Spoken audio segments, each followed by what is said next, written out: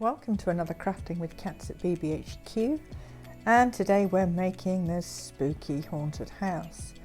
I just used an Amazon pantry box. I cut out the windows and the door and a side door for easy access.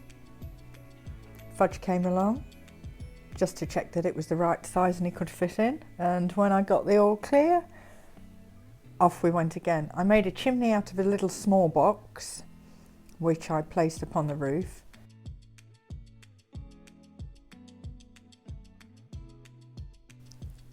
And that's how it looks complete prior to painting.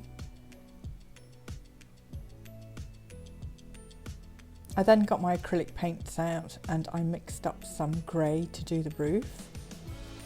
The roof was pretty much all one shade, but then I thought it was a bit boring, so I did add some shimmer from I think it's the Winsor Newton range. They do some shimmer paints. I then painted the rest of the house white. I did use some regular undercoat for that. I think it took about 3 coats to cover it fully, but it was worth it to get rid of the writing underneath.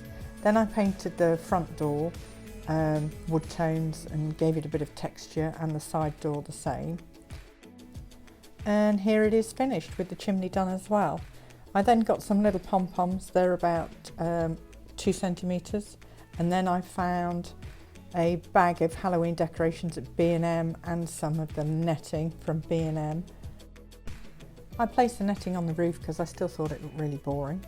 And then here I had some little pumpkin lights, but I had nothing to hang them on, so I got some of those tiny wooden dowels, the long ones, and I put those through the house so I could hang the lights off them.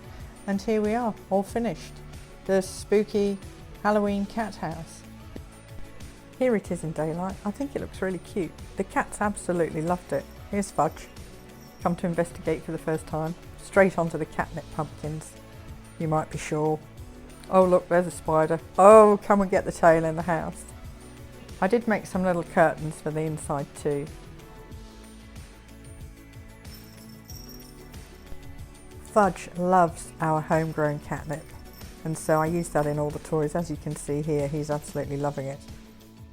I did originally make the spooky house in 2018, and it still lives in my sewing studio, and they still get in it and still play today. The link for the full tutorial is in the description, and we'll see you next time when we're making the gorgeous catnip pumpkins. Thanks for watching.